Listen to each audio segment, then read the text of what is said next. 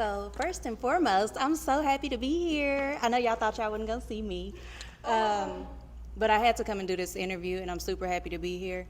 Um, Starting with Ready to Love Dallas, because of my field of work, I follow a lot of casting directors, a lot of directors, and people in the industry. So my news feed, I'm always seeing different shows, different movies, things that are getting casted for. So. Um, I saw one of the casting directors post about Ready to Love, and I just was like, you know what? I've seen this show since season 1, so I'm not one of those who said we ain't never heard about it. And I actually thought about it for one of my sisters. And I called her and I was like, girl, they doing Ready to Love Dallas. You need to do it. And she's not really, wanting to be on screen. So I said, hey, if you do it, I'll do it. We both looking for love. So I ended up doing it by myself. And that's how we got here. So I kind of got bamboozled. Only sisters do that kind of stuff. So once you got into it, and even though I know you had the background, by the way, you are in production, right? Yes. She has done, say what you've done. Yes, so my current position is a television and film producer. But my background, I started out acting. I have a background in radio, but as far as on screen, I started out acting. And I was fortunate enough to have a team that, saw the journey or the path that I was trying to go down. Right. So they wasn't no haters. They was like, what do you want to learn? And they taught me, and I fell in love with production. So I started on the bottom level, came in as a PA, and, just kind of every chance I got to learn something, I took that opportunity, and here I am now as a producer. By the way, she knows a lot. She even gave you a few tips. I mean, like, you can look my name up now, you can say actor by my name, and that is due to her. Period. Okay?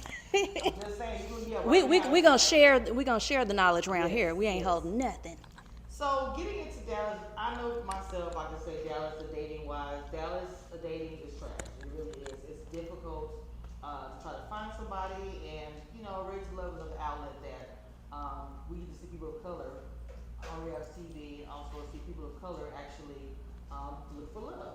So with that being said, most of your journey, unfortunately, and I say unfortunately for a reason, is mostly surrounded by Red. So I kind of wanted to get into what's the beef with you and Red, but I say that because even the reunion basically was that. So I really want to touch on that. What is going on with the thoughts, the shirt, the comment, the whole thing? Now I can't tell you about no shirts now. Okay. I can't tell you what's going on with that. Okay. But I want to just check something that you said, coming into that question. Gotcha. The Dallas dating scene is not trash. And honestly, I was told, I can't say by who, but some decision makers. I was told I was the only cast member who felt that way. Everybody else said it's pee in the dating pool, and these men don't, and these women only want. I was the only one who was like, Dallas has a lot to offer in the dating scene. Okay. And of course, the follow-up question is, then why you single? That is.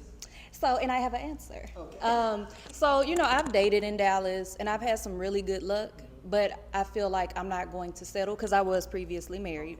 I'm not going to settle, and I felt like even some of those good fits, they weren't my person. Right. So instead of settling, I'm just, still waiting, being patient. Yes. But I've had good experiences in Dallas. So, but as far as Ready to Love, and how that has carried from episode 1 at the mansion all the way through part 1 last night. Yes. What a scene!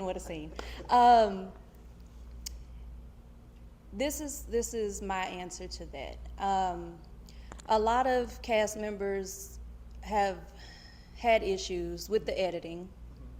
Let me start out by saying what y'all saw on that show was me. Good, bad, and ugly. I'm not gonna blame the editing department or anything else. But speaking of editing, my first conversation with that guy was not on camera. So there was an initial conversation. If you go back to episode 1, you can kind of see it happening in the background. But we had already kind of hashed all that out in that first conversation. So I'll say that I was a little shocked in that moment that everybody got to see in that conversation when he did approach and was like, I know you're thinking about me, or Right. whatever he said. Uh-huh. Because I'm like, ooh, no, I wasn't, because we just had this conversation. Mm-hmm. But I feel like I came in saying, you know, I'm a goofy person. I like to laugh, crack jokes, or whatever. And if I dish it, I can take it. Yes. I'm also one that if something is wrong on my end, tell me. Right. And you can say it publicly, because whatever I said to you, I probably say it publicly. So that conversation never happened. And I just think that because it was never hashed out, even at the brunch after the Right. apology, Okay. I just kind of let it go. Okay. Because I'm like, clearly this is not going to get fixed. And I think that's kind of what y'all see pour over into part one of the reunion. So speaking of the reunion, even my panel brought it up about something about children was brought up, and I kind of wanted you to clear it up, honestly, because I heard Tommy say even today, don't bring up kids. And I was just like, Right. I want her to clear it up herself because I don't like how the narrative is being spun. So. Yeah, so what was said pretty much all season was, you know, initially, you know, I feel like I know you from somewhere, which turned out it wasn't a know you from somewhere. It was, you know, heard some things about Right, you. right. But before I even mentioned that, you guys don't have the privilege of seeing it.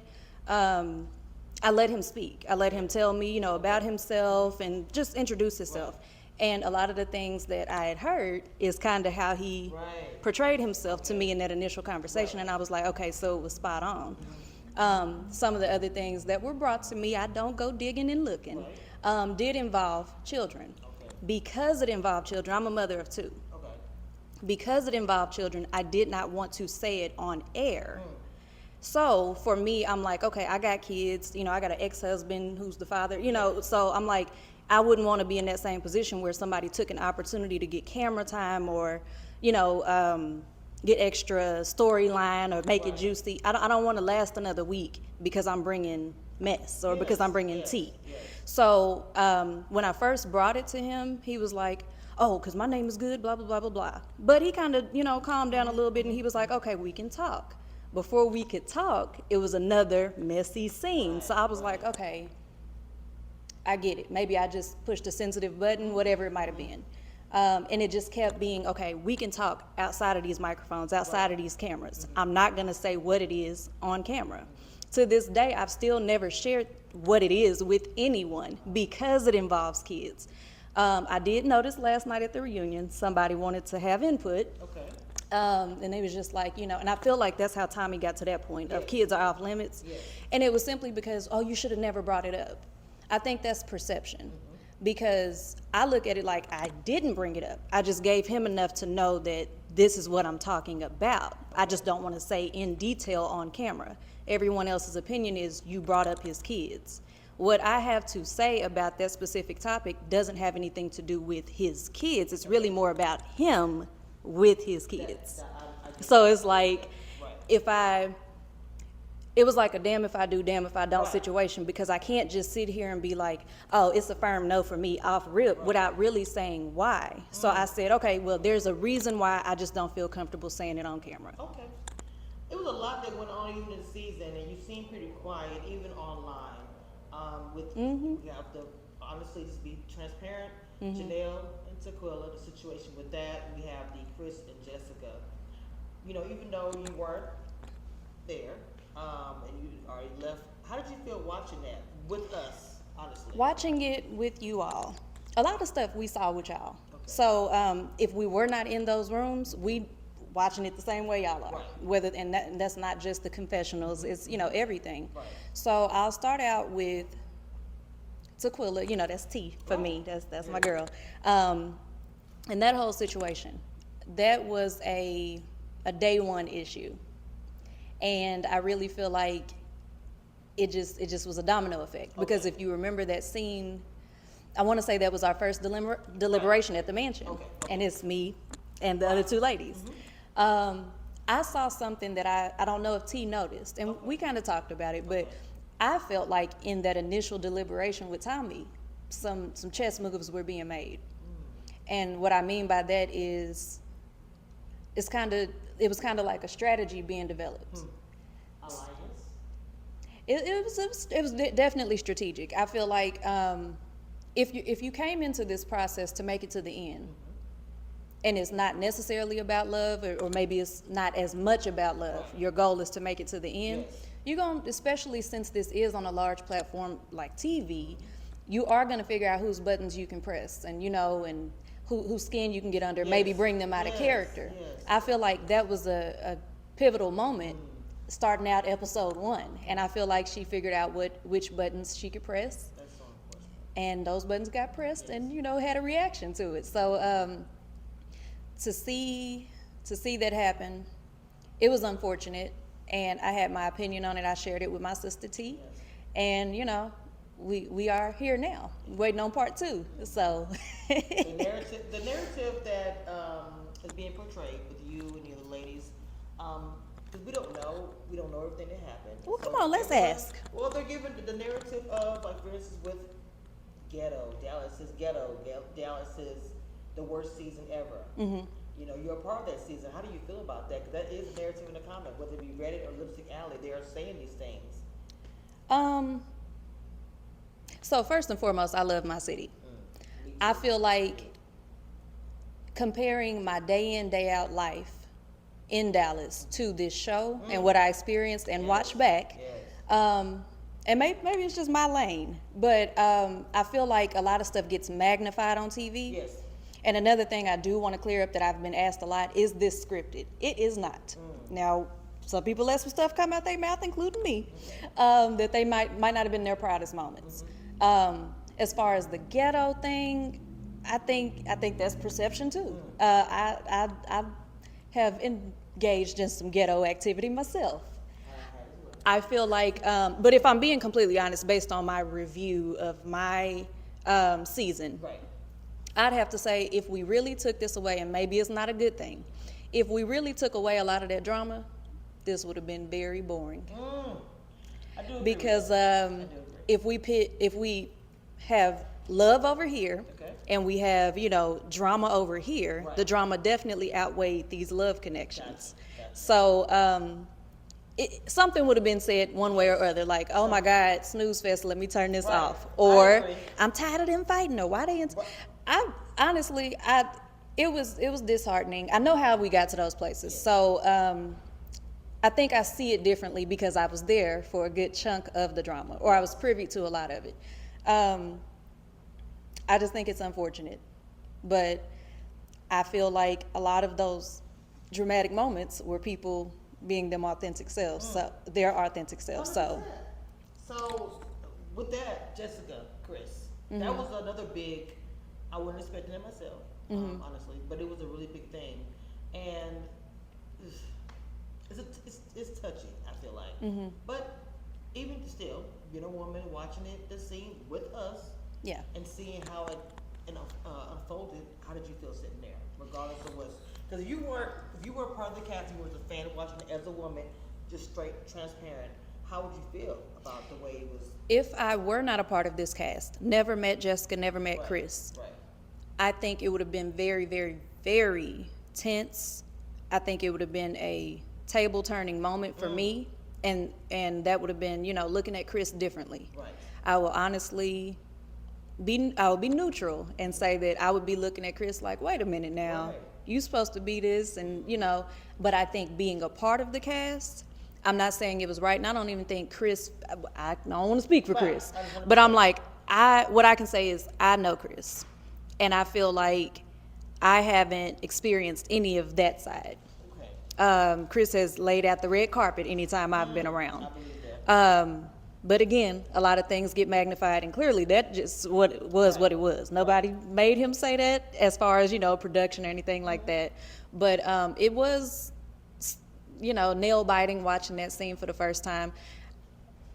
Everybody is responsible for their own actions, right? But I couldn't help but wonder, knowing the Chris that I know, that's my baby, the Chris that I know, how did we get to that point? Yes. Yes. And I'm not saying like, oh, it must have been or this, but something got the Chris I knew to that point. But It was a very edited scene. We all know that. It was very edited. Fans have said it, bloggers have said it, but you could tell it was chopped and screwed. okay. So, I mean, I'm just Well, we being in honest. Texas, so chop and screw. All right.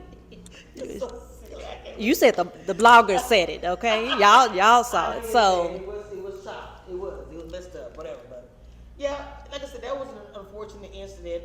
The thing about the cast it was a split, and everybody kind of knew it. A lot of time I called it myself the Janelle Show, and I still say that it was the Janelle Show.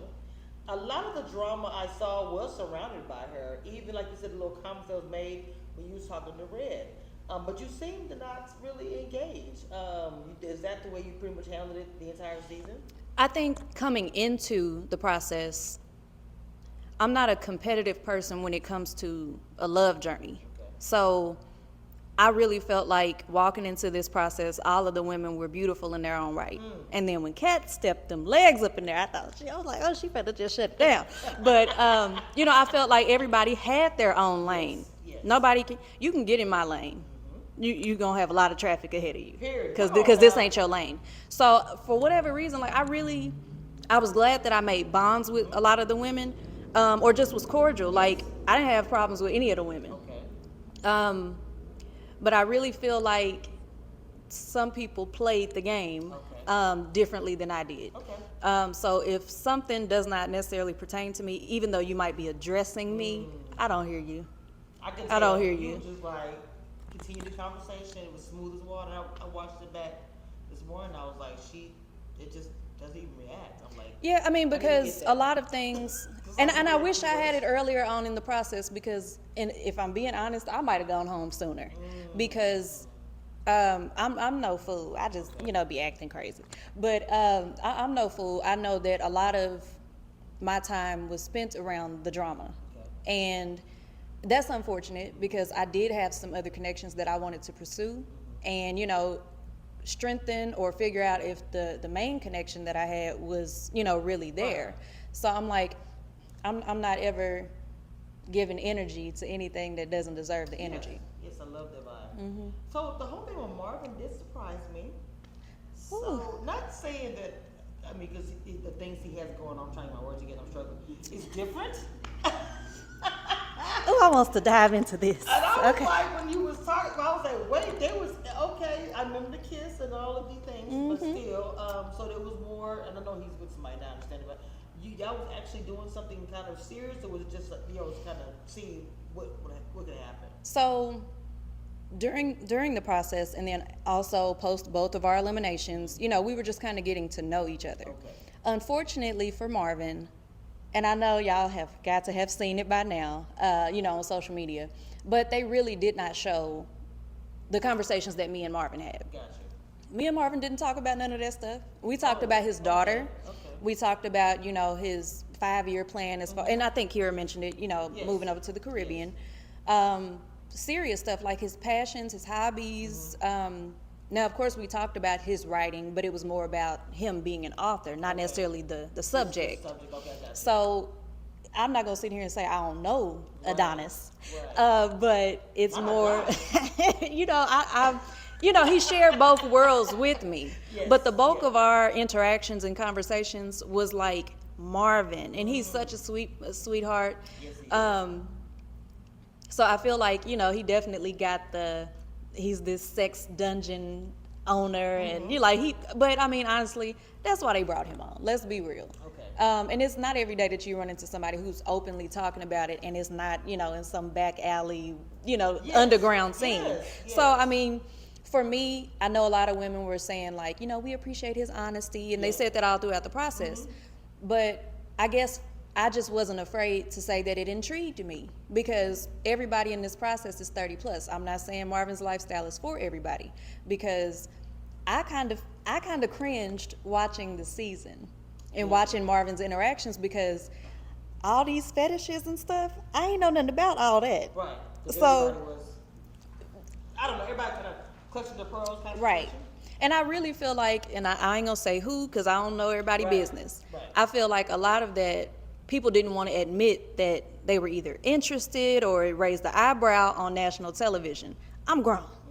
So, my pastor gonna have to just shut off the network when I'm on. Just hit one of Oh, these. yeah, exactly. So I feel like he kind of got played out of, played into that storyline. But yeah, me and Marvin talked about real things. Like if I am with you 5 years from now, what does that really look like? And I think those things that you guys didn't get to see is what drew me to Marvin.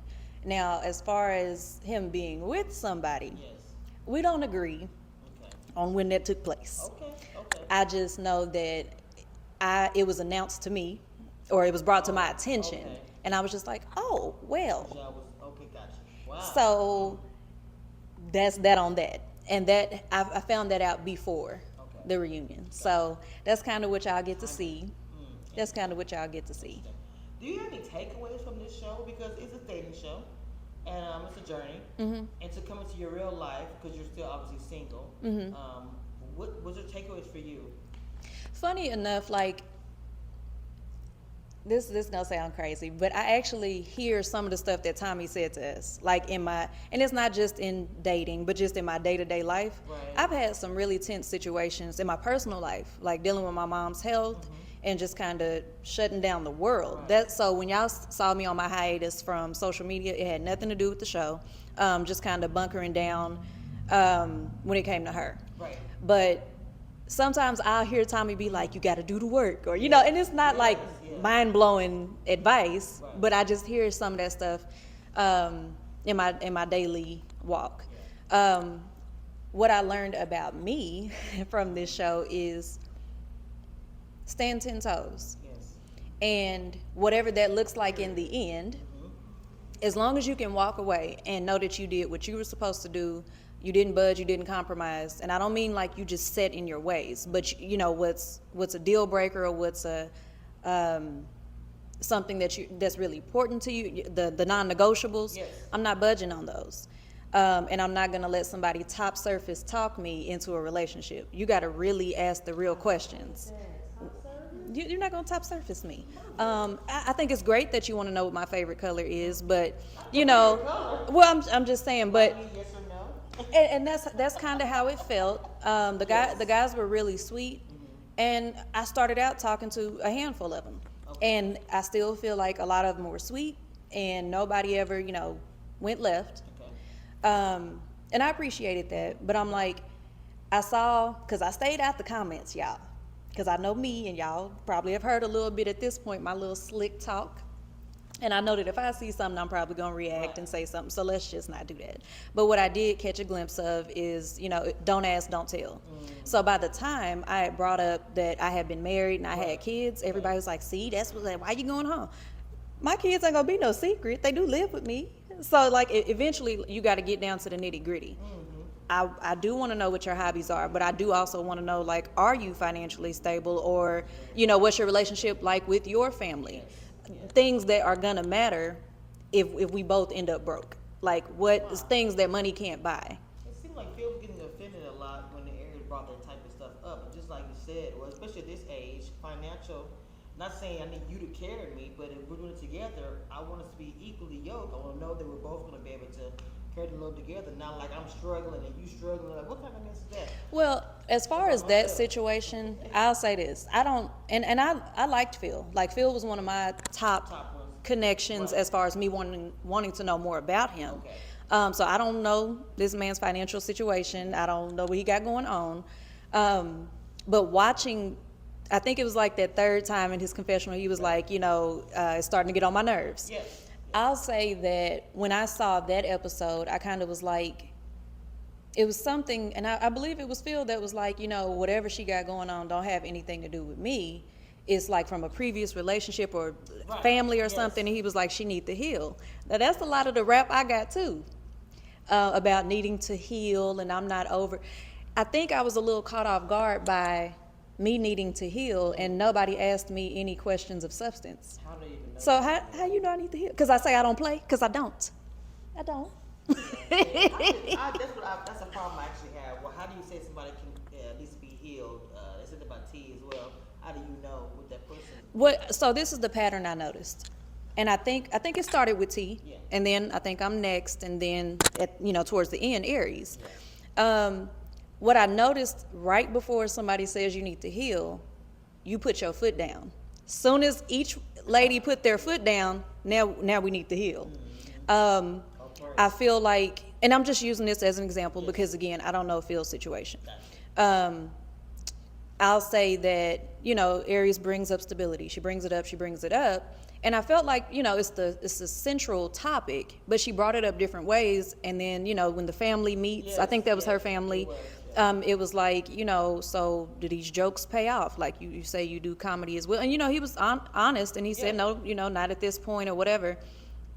It's like a red flag, like, hey, I'm letting you know I need you to be stable, and I'm trying to I'm trying to bring that out of you to say that, hey, I might not be in the best place right now, but I have this plan. I don't know, but I think that might have been what Aries was looking for. Like, we got everything else, we connecting, but I need you to show me that this on this level, it's gonna be a safe space. Like, what's your 5-year plan? Something like, and you might be at the bottom of that, like just getting started, but this is where I'm reaching towards, and this is the work I'm putting in. Yeah. Be able to make that decision. Right. Like, most women don't. I feel like we don't get to be included in the decisions made for us, which happens A lot of times. A lot of times.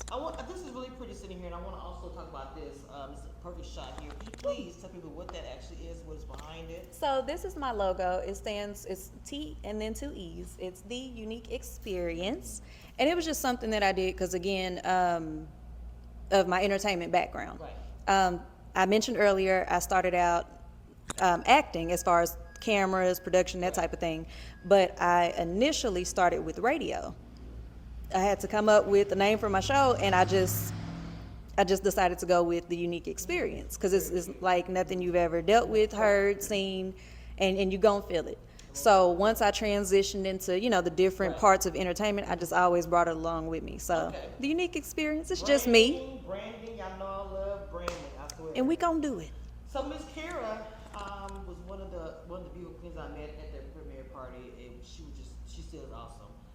But she got also another situation with the black and all this mess, and how did you feel about that? Sitting back watching that, because I know you know her outside of it, so to watch that on TV, like, how did you feel? Like, to me, it threw me off.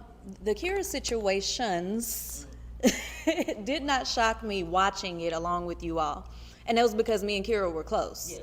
So between myself, T, and Kira, like, we talked all the time. So a lot of stuff, Kira would come to us and say, well, this is what I'm thinking, and this is what I'm gonna say, and not like in a she rehearsed it kind of way, but she would say stuff to us, and I'm like, we know Kira, like, she's gonna, what y'all see is really that, as far as, this big personality, very bubbly, all of that. I quickly learned, because I've been around, cheerleaders. I know a lot of people are saying that, but if you have, then you kind of get it. So I understood her personality. The more I got to know about Kira, when she made comments like what aired on the show, it wasn't shocking to me, or I didn't take it the way a lot of people did, and I understand why they did. I didn't take it that way because I'm like, I knew what Kira meant. Gotcha. So I actually felt bad watching it because I'm like, oh, this is not going to land well. Right, and it didn't. And even some of the earlier comments, I knew they wouldn't age well. And that was because of what I was privy to. I was like, oh, when this next thing comes up, they're going to go back to. So I'm like, I didn't put a lot of thought or emotion into watching it on TV because I know who Kira is. I know what she stands for. Yes. I've seen her different circles, or, heard things about them. So I'm like, the girl black, and she knows she black. I love that. I had the same discussion with her. That was a whole, I grew up in Texas around a lot of different people, a lot of different races, and saw a lot. So I understood her a lot more than, I told her a lot more than she thinks. Because, I mean, my family, friends, people around with Kira, like, everything. Yeah, I went to a predominantly white school in Oklahoma City, and, there were some black students, but they remind me of Kira. And I think it was just, this is who you grow up around, and that's it. I'm not really, now, don't get it twisted, and she probably gonna be mad I say this. Don't get it twisted. I think Kira would do just fine in Oak Cliff. I think she would do just fine. It might be a little culture shock, but I think, she'll do just fine. But the Kira that I know was definitely being herself. And out of 20, I think, it might only be like 2 other people ahead of her who was really being themselves. But, I knew what she meant, so I didn't take any type of offense to it. Okay. Well, I don't know what's going on. See what I say? I see it and don't see it. Another thing's going to be happening. So if I was like, is she part of it? I'm like, Y'all know I'm transparent. I keep it 100%. How much looking at the club? What's going on? But first of all, I wanted to say, doesn't she look gorgeous? I keep watching her hair bounce Look, back and cause forth. body yachty. She looks so pretty. Thank oh my God, you. The jewelry, just the whole vibe. I was trying to give like mob ties. I don't know. I was feeling gangster. Oh, I was feeling a little, gangster. Okay. But no, speaking of my hair, because ain't nobody asked, but I'm just gonna tell. You know, y'all be wanting the inside scoop. But no, like I said, I've been dealing with a lot since we filmed the reunion, primarily family stuff with my mom, and I knew negativity, and it's been some love too. Let's not. I feel like we talk about the negative stuff people are saying about us more than we talk about the support, because DMs is flooding in. Right. So I will say, my supporters, I love them to pieces, because when I tell you they were more mad about my elimination in the moment, and then 2 weeks after than I was like, baby. They were. First of all, this happened months ago, so like it's okay. But it just was. I felt like this negative energy, and I had been wanting to change my hair for a minute anyway. Right. So got in the bathroom, let my 13-year-old do this. So you know she got it pretty even. It's really wow. She did that. Tell little mama she did a very good Oh baby, we saving coins. We saving coins around here. By the way, guys, as you guys can see, I do have the chair earrings on, like what happened out there with the flipping chair. Come on, Alabama. Now, my aunt, who started that business, she does make these, and she makes the football ones too with the different things on. I have the Saints one. Y'all hit me up DM and let me know so I can get her. Let me know about that. Okay. She makes these earrings really cute. But Eunik, this has been an experience with her. I want to see you guys understand. I talked to her outside of this, and honestly, she's really everything you see here. This is her. Very astute individual. When I first talked to her 5 minutes, she's so smart. She's so helpful. Oh, man. I wish that was shown more. Like she can have an internship. She's very astute in a lot of different things. So she got skills, and she doesn't say it a lot, which I'm not that humble. I say all the time the things I do well. You know me. But You know what? And I think here's why I don't ever say anything. Here's why I don't. it will continue to do so. As you should. I don't speak on my accomplishments like that, and you know, because I feel like it's a fine line between, you know, just listing your resume and bragging. One of my triggers is when somebody brags or boasts and, you know, things like that, and I just don't ever want to be associated with it. If I see someone that I can help with any skill or talent that I have, I'll always let you know, like, hey, this is what I think you can do different, but you ain't asked me. Right. But if you want to know, here's everything that I got, and I'm not going to charge you for it, because somebody put me on, and information is out there, but if you don't know to ask, you don't know what you're looking for. So I'm like, no, I'm always here to help somebody, man, woman, child, anybody, because it don't take anything from me. And I'm about that life. Yes. I'm about that life. That's why I like to do the mentorship program with the content creators that I do, because it's not for me. When I came on the scene, nobody showed me how to be a YouTuber or to start my brand or to do interviews. Everything I learned on my own, or the mistakes I made, which were a lot, to be honest. And so for me, it's like for the content creators who want to do something, I literally have my program, and I make it very low cost. Unlike Tasha K, and I said it here, I don't care. All the rest of them, they have on this program, you got to pay an arm and a leg, and they still ain't doing nothing. That's not for me. My reward is to see you be monetized. Yeah. On YouTube, my reward is to see your brands grow with your name. That's my reward. And the group that I have is a community that support each other, because out here in this business is super frustrating and hard. That's what it takes. It takes a community, and once you find your village, sky's the limit. So, village, yeah. I'm not gonna say it's hard to find it, but you got to be looking for the people who are the same mindset, on the same path, and don't feel like helping you is taking anything from them. So, as long as they have that mindset, that village is going to continue to grow and prosper.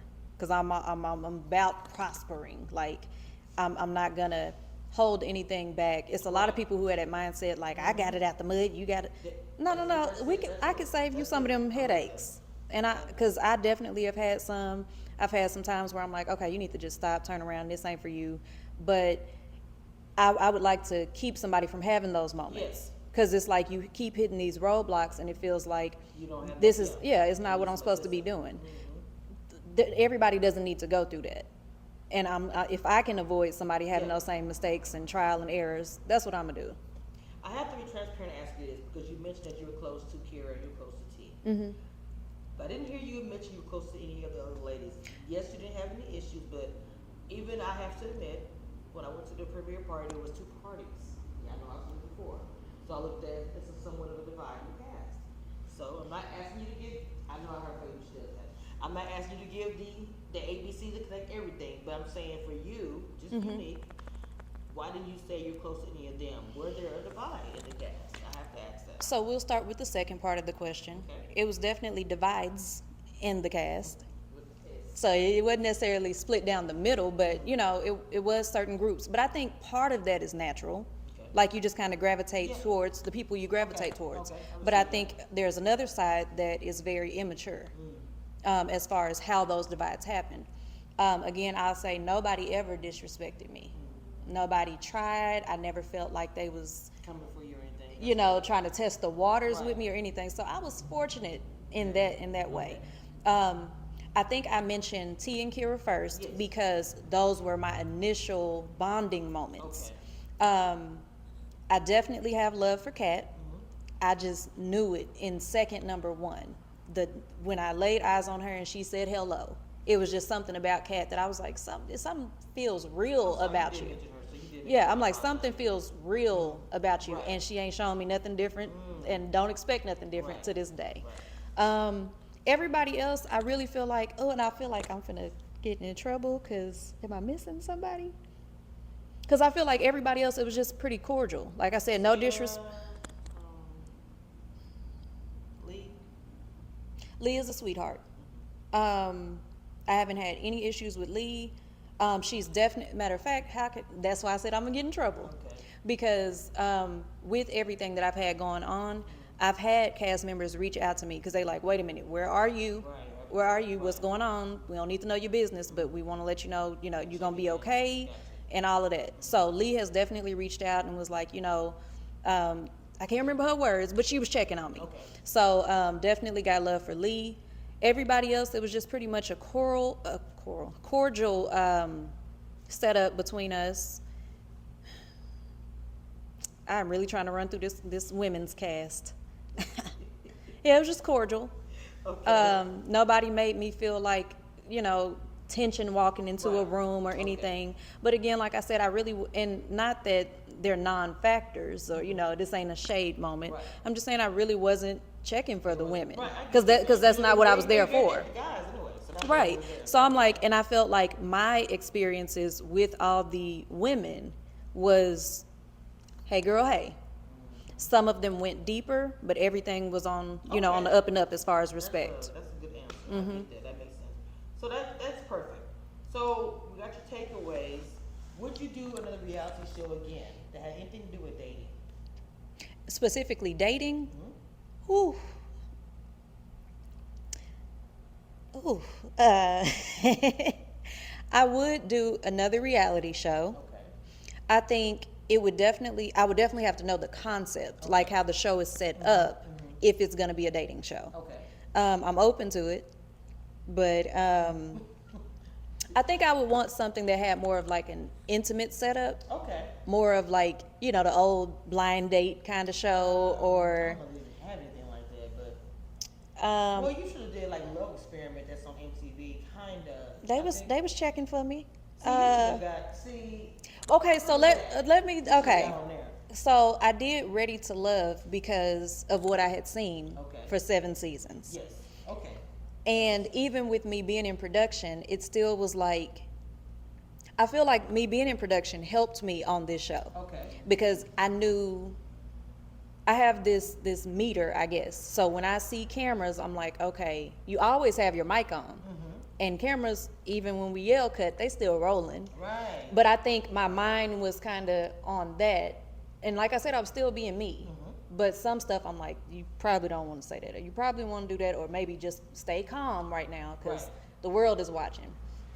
But I think doing this with 10 other women and then, 10 men, that might have just been a lot because my personal dating style, I'm not a dater. Like I don't say, oh, well, I'm just dating everybody until you my Yes. man. Okay.